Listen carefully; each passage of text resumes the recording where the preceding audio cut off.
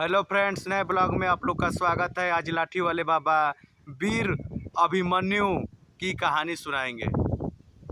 वीर अभिमन्यु की कहानी भारतीय इतिहास में वीरों का देश यह कहा जाता है। इस देश में बड़े बड़े वीर पैदा हुए।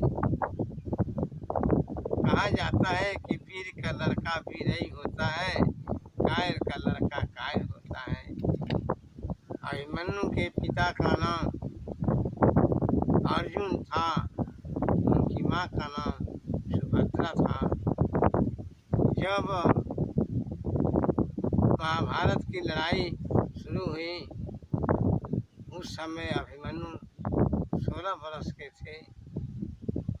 इनकी शादी राजा विराट की पुत्री उत्तरा के साथ हुआ था।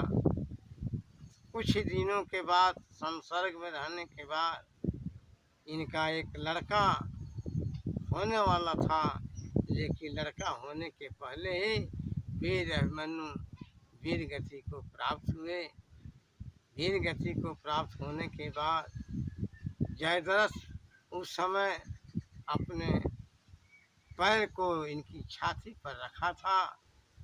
जब कृष्ण जी के साथ बाहर से अर्जुन जी आए तो उन्होंने प्रण किया कि जब तक सूर्य नहीं डूबेगा उसके पहले मैं जयद्रथ को मारूंगा। इतना प्रण किया, अगर नहीं मारूंगा तो चिता में जलकर खत्म हो जाऊंगा। चिता सज गई। अभिमन्यु के पिता अर्जुन जी जलने के लिए तैयार हुए। कृष्ण जी बोले, करे वीर हो, तुम वीर पुरुष है, धनुष का बाण चढ़ाकर रखता है अपने को, तुम चिता में बैठ जाओ, सो जाओ। लेकिन धनुष पर बाण चढ़ाकर धनुष पर बाण अर्जुन जी चढ़ा लिए। कृष्ण ऐसी माया फैलाइए, ऐसा माया फैलाए कि उस समय सूर्य डूब गया। सूर्य डूब गया, चारों तरफ से दुश्मन सब आकर घेर लिए। जयद्रथ सोचा कि अब तो मरने वाले हैं अर्जुन जी, तो सामने आकर के खड़ा हो गया कि मैं देख लूँ इस बार। जब सामने आकर खड़ा हो गया तो कृष्ण बोले, चक्र से मार दे तुरंत से। सूर्य निकल गया। बोले कि अब क्या देखते हो, तुरंत मार दिए धनुष बाण से। जयद्रथ का सर कट गया। इस तरह से अभिमन्यु के पीछे ये महाभारत की कहानी बहुत प्रसिद्ध है। महाभारत की लड़ाई में अभिमन्यु एक महान वीर के सामने आता है, जिसको सभी लोग जानते हैं।